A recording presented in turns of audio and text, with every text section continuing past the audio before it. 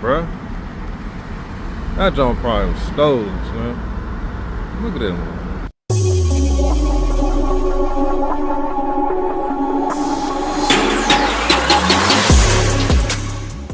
What's up, guys? Welcome back to the channel, man. Welcome back to the channel. I've been super sick, guys, so that's why I haven't been uploading any videos, but I'm feeling a whole lot better. I'm on my way home from work.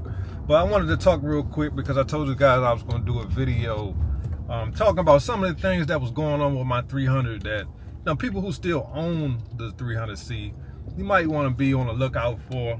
All right, some of the things is already known.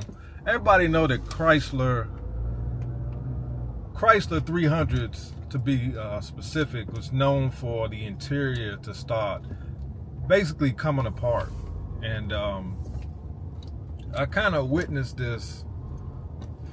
Oh, come on, man. It's always something in DC, bro. Come on, man.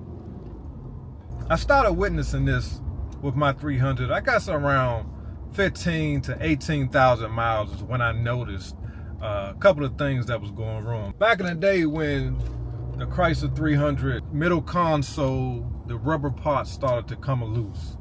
Now, I didn't witness that, but I did notice that my dashboard was starting to become unraveled. I mean, it was basically lifting up.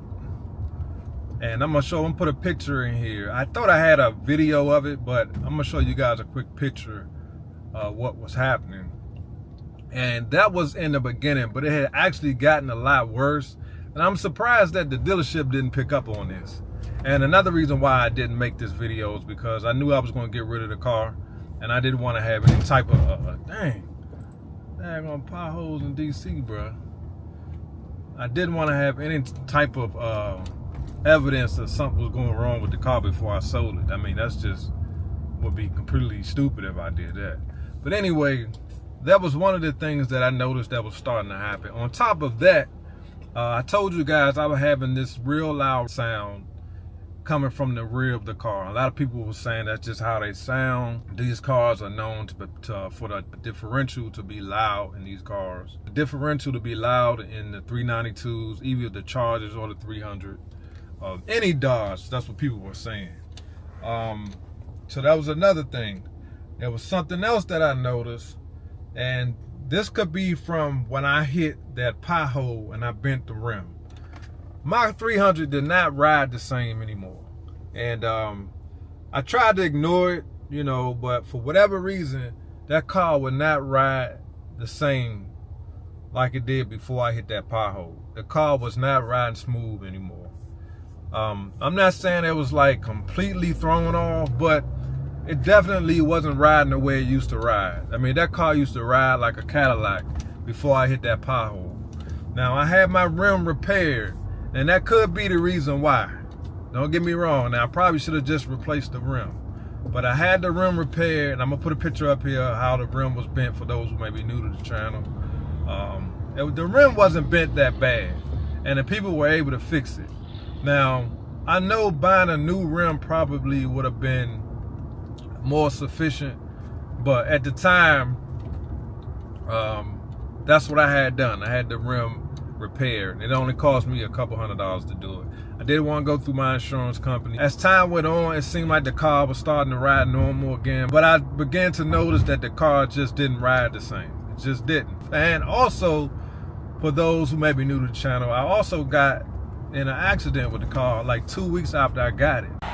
Well, guys, as you can see, somebody just ran to the back of my car, man.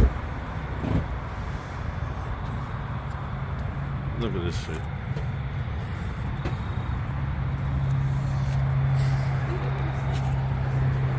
So, with all that being said, guys, I started putting things together, and based on some things that's going on in my personal life, it was time to get rid of the car. So, with all those things going on, accident, you know, registered on Carfax for the car, the value of that car was plummeting. I mean, that thing was tanking. And as you saw, CarMax offered me $38,000 for the car, which is about $10,000 to $11,000 less than I actually got for the car. So with all that being said, guys, that's part of the reason why I elected to get rid of the car. And again, there's a lot more to it. I hope that answers some of you guys' questions. A lot of people were asking me, why did I get rid of the car, man? It's a combination of things. And, you know, I was getting bored, guys. I'm going to be honest. I love the car, don't get me wrong. It was a fun car to drive. But when I started daily driving the car, you know, every day sitting in that traffic, y'all saw me when I used to be coming home from work, sitting in all that traffic. You know, that gas hand, I could literally see the gas hand going down. I was just basically daily driving the 500 horsepower. Jesus Christ, bro. These streets are horrible in DC, man. Horrible. And they repairing RFK Stadium, so it's definitely gonna get worse. And excuse me, guys, like I said, I'm just getting over a bad cold, man. I've been under the weather big time. But anyway, with all that stuff being said, guys, that's the reason why I got rid of the 300. It's basically time for something else, man. I'm really looking forward to something new, something different. And maybe it's a Dodge, maybe it's not. And I say that in my other videos. And you know, I appreciate everybody who was still rocking with me. Look like there ain't no traffic. Look like traffic ain't backed up. I'm gonna go ahead and go this way. You know, I just decided it was time to move on. Like the 300 had everything that I needed it to have, but it just, based on some other things, I decided it was time to move on. And because there's a lot of different cars out here I like, and like I told you guys, I'm not only a Mopar guy, I like all cars. And the reason why I say I don't know if I'm gonna get another Mopar, guys, is because of things like that. You know, they've been making these cars since 2015. The Chrysler 300, the body style I had, I think they changed them to that style like 2015.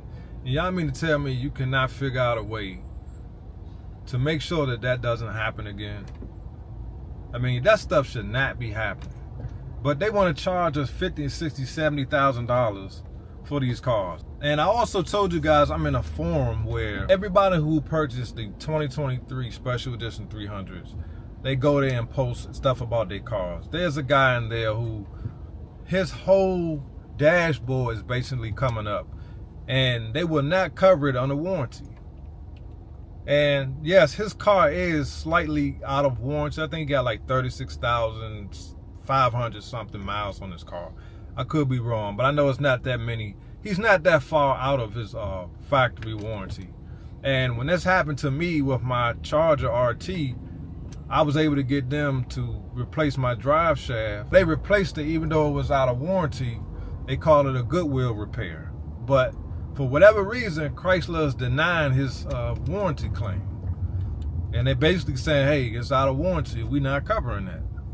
And his extended warranty doesn't cover it. And not only is he having problems with the interior coming loose, his daggone Uconnect screen is flashing. I think I have a recording of the video he put in the forum showing his screen flashing. Yeah, and there's no reason for that. No. Backup camera, that's going out too. So with all that stuff being said, guys, it's like, do you really want to spend $60,000, $70,000, $80,000 on these Stellantis products and you having issues like this? Stuff they've been having problems with since 2010, and they still haven't figured it out. Now, I know this is not going to happen to everybody, and it's not going to be an issue that everybody's dealing with. But look at the RHOs. People having major problems with that. The inline six, they're having problems because they use a whole bunch of plastic parts for that engine. You know, it's always a problem after problem. Now, they're coming back out with the Hemi, guys. But have they addressed the fact that those cars are so easy to steal? So with all that stuff being said, guys, so I'm just going to sit on the sideline and wait and see what happens. Because I'm not trying to give them $70,000, $80,000 for a vehicle, and I got to deal with these same old issues that somebody that got a 2012 was dealing with. That's just ridiculous. So, you know, I know I'm a diehard Mopar person. I know a lot of people that follow my channel are diehard Mopar guys, but come on, man, they got to do better. They got to do better. Then you can't even get a loaner car. So, you know, with all those things being said, man, when I looked at the big picture, I said, you know what, let me get out while I can. Because now there's a lot of people stuck with them 300Cs. Not that they're bad cars, and not that they won't be worth a little something 20, 30 years from now. I don't know, but I ain't waiting around to find out. You know what I'm saying? I got out while I could, and I have zero regrets. So again, those are all of my concerns when it comes to these Mopars, man. It's just right now, you know, the old generation vehicles are, yeah, they very hot, and you know, a lot of people say, oh, they played out. I say they played out if you're looking for clout on YouTube, but in the real life, there's a lot of people still interested in those cars. But as far as I'm concerned, I'm just gonna wait and see what happens, and see what else comes out, and then go from there, guys. Like I said, I'm gonna lease whatever it is I end up getting anyway. So I appreciate everybody still rocking with me. I hope I answered your question. You know, just really think about it, guys. Don't just buy these cars because you're clout chasing, or you think you're gonna buy one and just to blow up on YouTube, because that ship has sailed already. You know what I'm saying? That, you know, and right now it seems like everybody buying BMWs for YouTube. You know, if you want to get some, you know, followers, you want to, you know, be the next thing on YouTube, you definitely got to go with the BMWs and stuff like that. So if you're new to my channel, man, hit the like button, subscribe. I appreciate y'all watching, and I'll see y'all on the next one. Peace.